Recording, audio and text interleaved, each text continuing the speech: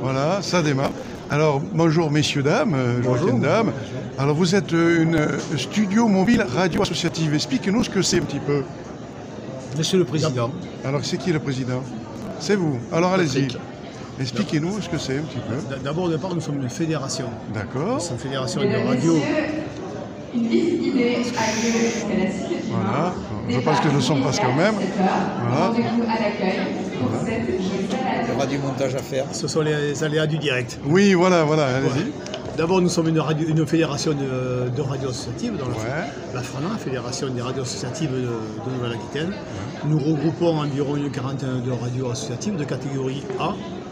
Il faut être éligible au fonds de soutien, donc en catégorie A, pour faire partie de notre fédération. Il faut aussi adhérer à la charte éthique de cette fédération et bien sûr être à jour de ses cotisations comme toute association.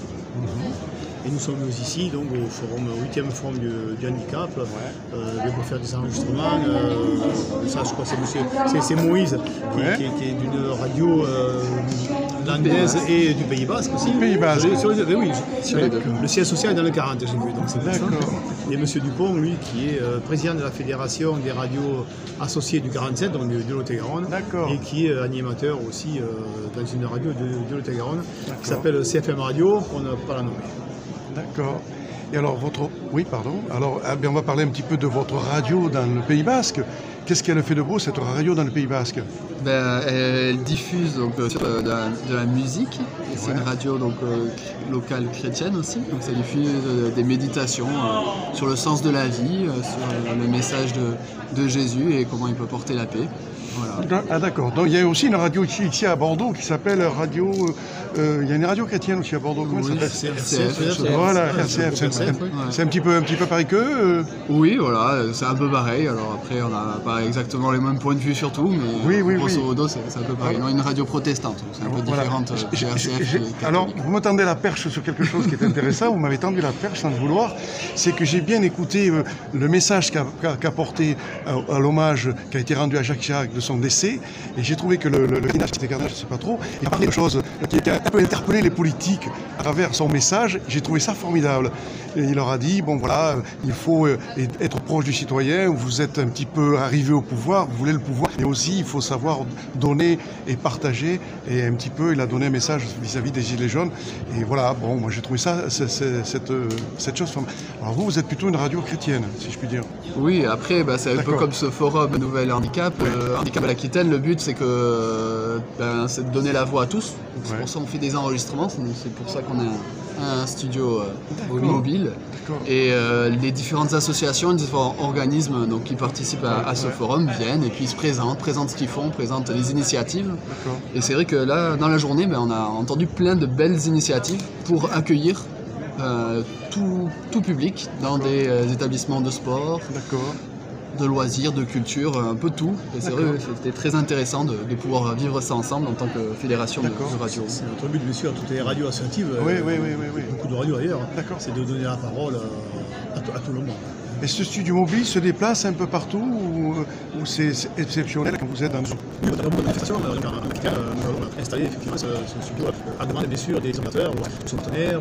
D'accord. Vous faites pas de direct, vous faites plutôt différé. Le direct maintenant, c'est moins dans les radios parce qu'il y a des contraintes de grille de programme, il y a des contraintes aussi de disponibilité du personnel. Voilà, c'est plus compliqué que ça n'était il y a quelques dizaines d'années. Oui, j'avais connu pas mal de radios locales qui sont parties. Qui ont été mangées par des grosses radios, mais il y a toujours ces petites radios locales en espérant qu'elles restent encore, parce que c'est vrai que c'est pas évident de faire tourner une radio, ça demande des finances, ça demande des moyens, ça demande du personnel, du bénévolat, beaucoup de temps aussi, beaucoup de temps à consacrer, et je crois que vous faites un sacré boulot les uns les autres à travers les émissions que vous faites, que vous donnez la parole. Après, il y a des radios qui sont plus engagées que d'autres moins, qui n'osent pas trop s'engager. Chacun a sa façon de présenter les choses et de travailler dans leurs radios respectives, si je puis dire. Voilà. Le tout, c'est de garder la proximité, en fait, avec le territoire dans lequel on est implanté. D'accord. Et alors, vous êtes sur quelle radio?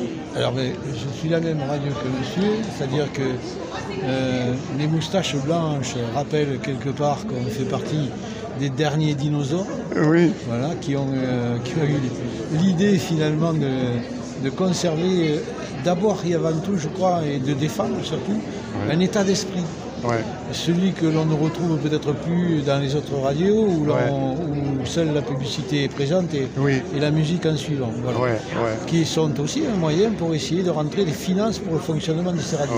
Sauf que nous, on a quand même ce besoin aussi d'être dans une réalité qui est celle qui est certainement la plus difficile, c'est-à-dire aller récupérer le financement pour continuer à pouvoir donner la parole aux territoires qui nous entourent, qui sont nos caisses de résonance aussi, et pour lesquelles on permet à celui et à celle qui le désire de pouvoir prendre la parole et de la diffuser au plus grand nombre.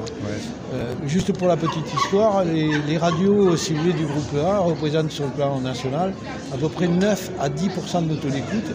On a tendance à l'oublier. Voilà. Donc c'est pareil. Alors c'est sur une globalité, il y a des radios qui font certainement plus, et d'autres forcément un peu moins.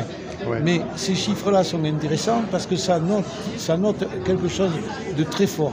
Ça augure d'un intérêt pour les gens, pour ceux qui représentent. C'est-à-dire qu'au même titre que les radios, celles que vous êtes, finalement, on a besoin de s'appuyer à quelque chose. C'est de la même manière que l'on a besoin de savoir que le coq de sa mairie ou de son église chante pour l'intérêt de ses habitants. Ces radios-là portent ce genre de message.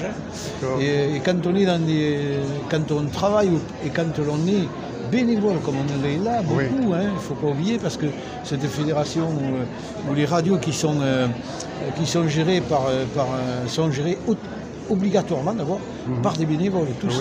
Donc il y a un réseau de bénévoles et il y a un réseau de professionnels. On a un double challenge à tenir, celui à la fois de donner du travail à certains, avec la difficulté justement de trouver le financement pour pouvoir le faire, et en même temps de donner la parole à ce fameux territoire.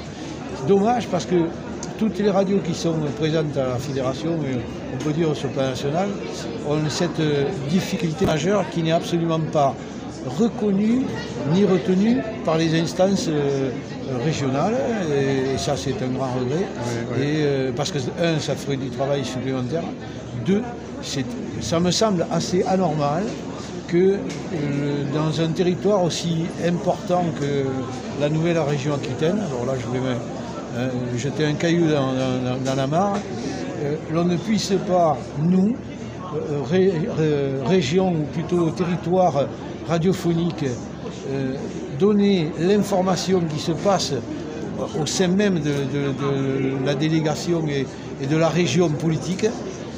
Nos propres auditeurs sont entre guillemets interdits de savoir ce qui s'y passe. Pour une raison unique, c'est qu'on n'a pas le financement, ni que la grandeur pour évoluer chacun de nos auditeurs. C'est normal. En clair, ça veut dire que nos propres auditeurs sont des gens qui sont... moi, c'est le gueule du moment. Quand on se rend compte de l'intérêt que l'on donne à la fois aux professionnels, quand on leur donne la parole, aux apprises, quand on leur donne la parole, et surtout au milieu associatif, le commerce un petit peu de radio, c'est très important. Et c'est ce qui fait aussi que l'auditoriat, à partir du moment où on parle effectivement de l'association de pétanque du secteur et puis du département. Le département en général, il faut dire que tout ce qui est à proximité, on le fait et on est quand même aidé pour ça. Est-ce que, je dirais, toutes les radios ont la place au malaise social? Est-ce qu'elles peuvent en parler? Ou certaines radios ont du mal à parler de cela parce qu'elles sont financées par... alors c'est difficile de pouvoir parler du malaise social vu qu'elles touchent des finances de ces mêmes gens qui font que ce malaise social est en place. Je crois que je viens de le faire. C'est-à-dire que dénoncer une situation inadmissible, il faut penser à le faire. Donc ça c'est notre rôle, et ça on le fait depuis 1981 quand même. À partir du moment où on nous a donné l'autorisation. Ça rejoint encore ce que tu disais tout à l'heure, effectivement. Tout ce qui est proximité, vous parlez de malaise social, on le ressent chez nous, on le ressent tout le monde. Donc il est là, sont nos voisins, donc automatiquement, systématiquement dans nos informations ou autres, on va pas couper l'année pour faire quelque chose, on est d'accord, c'est fini ça maintenant, mais au moins on va quand même relayer l'information dans nos bulletins spéciaux qui sont dédiés donc, à l'information. 2 mots sur les Gilets jaunes. Qu'est-ce que vous en pensez, vous, en tant que chroniqueur de radio? Comment vous voyez-vous cette situation des Gilets jaunes? Comment vous pouvez arriver à passer l'information? Comment vous arrivez à être entendu sur ce problème malaise des Gilets jaunes? Personnellement, par exemple, j'ai fait 3 heures d'émission. C'est-à-dire, j'ai tendu le micro pendant 3 heures, et forcément plus, aux Gilets jaunes pour qu'ils puissent s'exprimer. D'accord. Voilà. Et il y avait des grandes, notamment dans le cadre de ces 3 heures, vous avez une journaliste qui est, comment elle s'appelle déjà, ça y est, je viens d'imaginer son nom, du Monde, qui était venu pour faire l'interview juste d'un territoire et qui est resté 15 jours sur notre territoire pour donner la parole finalement aux Gilets jaunes. Et on était naturellement avec elle. Mais ce que je veux dire, c'est-à-dire que nous, de la même manière que nous avons aussi donné la parole aux élus, de façon à ce que l'auditeur se fasse son propre choix. On a un devoir de neutralité absolue. Voilà. Ça, c'est une règle d'or. D'accord. Voilà. On ne va pas chercher la polémique. Oui, d'accord. Oui. Elle est importante. Ce n'est pas notre rôle. Nous ne sommes pas comme certaines télés dont on a entendu parler récemment, bien sûr. Pour ces événements-là, on ne va pas chercher la polémique ni quoi que ce soit. Qui essaie de récupérer... On donne la parole à l'un et à l'autre. D'accord. Et on reste neutre, bien sûr, sur ces propos. D'accord. C'est formidable tout ce que vous me racontez. Qu'est-ce que vous voulez rajouter d'autre sur ce que vous faites pour justement que les auditeurs... Est-ce qu'ils peuvent vous écouter sur vos radios respectives? Est-ce que vous avez une fréquence à annoncer sur la vôtre? Oui, on a tous nos fréquences locales. Mais la vôtre, on va parler de la vôtre? Le plus simple, c'est d'aller sur le site de la Frana, il y a toutes nos fréquences. D'accord. C'est Radio Bonne Nouvelle. Et après, d'habitude, sur nos sites internet respectifs, que ce soit CFM Radio, Radio Bonne Nouvelle, vous aurez aussi le lien pour nous écouter en direct. Si vous voulez voir ce qu'on fait. Je pense que dans chacun des sites des radios, il y a une possibilité d'écouter en direct le travail local. J'ai oublié des radios qui, eux, sont directement sur Internet, qui ne sont pas diffusées en hertzienne. Des radios du web, Des radios du web. Qu'est-ce que vous pouvez nous dire sur ces radios du web? Je pense. Nous les accueillons aussi. On les accueille. Ah, vous les accueillez? D'accord. Non, c'était pas beaucoup, bien sûr. C'est pas légion, mais on a quelques radios web, bien sûr. Je pense qu'il y a... D'ailleurs, on a dû changer nos statuts. Ah bon, d'accord. Pour les accueillir. Parce qu'elles n'ont pas les mêmes contraintes que vous avez, vous. Certains peuvent avoir des finances, d'autres n'en ont pas, mais ils arrivent à diffuser quand même, à passer leur message à travers le web. Il y en a une qui, je ne sais plus à quel endroit, qui était une qui faisait partie de la Clé des Ondes. Après, il a monté sa propre radio sur le web. Il y a pas mal d'autres qui se montent sur le web.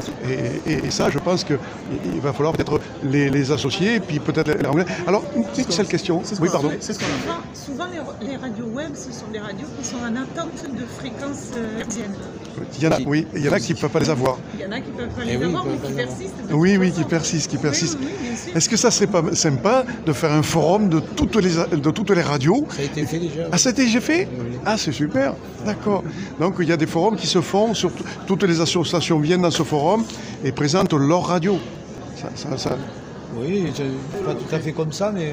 On fait une assemblée générale où toutes les radios de la Nouvelle-Aquitaine sont invitées et on partage. C'est assez convivial. La prochaine, elle sera au Pays Basque d'ailleurs. Ah, au Pays Basque. Radio Bonne Humeur. Chez toi. Il va falloir aller chez vous alors. Il va falloir aller chez nous, voilà. Et avec Radio Bonne Humeur. Radio Bonne Humeur et Radio Bonne Nouvelle de radio historique. Radio Bonne Humeur. Ça peut mettre Bonne Humeur, Macron, je plaisante.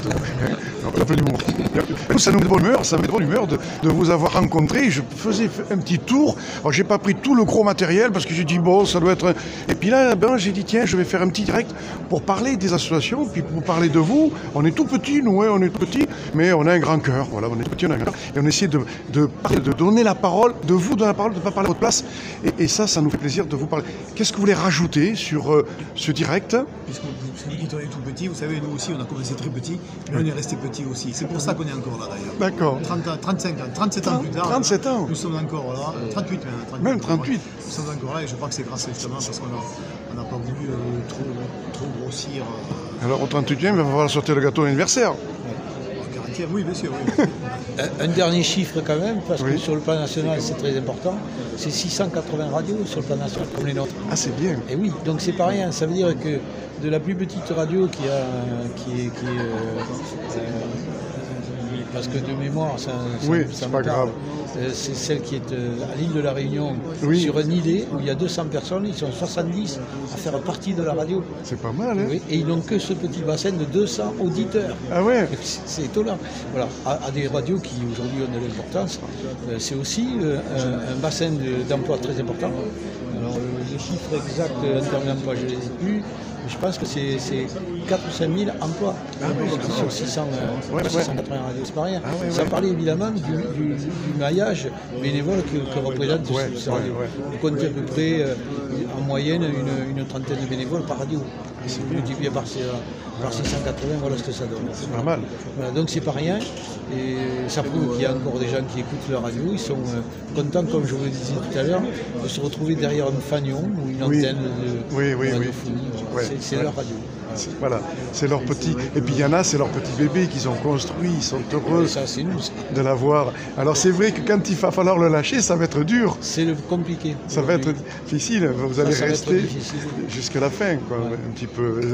Pourvu que les jeunes prennent ça. Le relais. Voilà, ils ont un outil, il n'y a plus qu'à le développer. Oui, voilà. À leur manière, à leur façon. Voilà.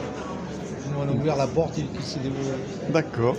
Ben écoutez, merci. Ben c'est moi qui vous remercie de m'avoir accordé ce petit direct, enfin différé, parce qu'après je le remets. Ah, voilà, c'est gentil à vous. Et puis ben, bonne continuation, vous êtes là jusqu'à 19h. Oui, parce que juste un petit dernier truc, c'est que bon là on était 3 hommes, c'est une coïncidence, parce que d'habitude on est très très mixte, voire avec une majorité de femmes au conseil d'administration. D'accord. Juste pour montrer que la radio associative... La parité est mise en place par rapport à l'Assemblée nationale, la parité est mise en place. Bon, mais c'est bien de continuer. Vous avez toute votre place dans cette société, et puis il faut le savoir que vous avez toute votre place. Merci à vous, c'est gentil. Puis bonne continuation, on essaiera de vous écouter, puis j'essaierai de prendre le petit bras pour mettre toutes ces informations sur notre site, pour que les gens aillent vous voir, vous écouter, vous rencontrer, prochain forum, dans le Basque, dans Radio. Ce sera en avril. En avril. En avril 2020. Votre radio déjà ça s'appelle Radio Bonne Nouvelle. Bonne Nouvelle, quelle bonne nouvelle. Nous avons une bonne nouvelle à vous annoncer. On ira dans le Pays Basque les rencontrer si nous sommes encore là. Mais nous y serons. Et c'est à l'année prochaine. Merci à vous, c'est gentil. Au revoir.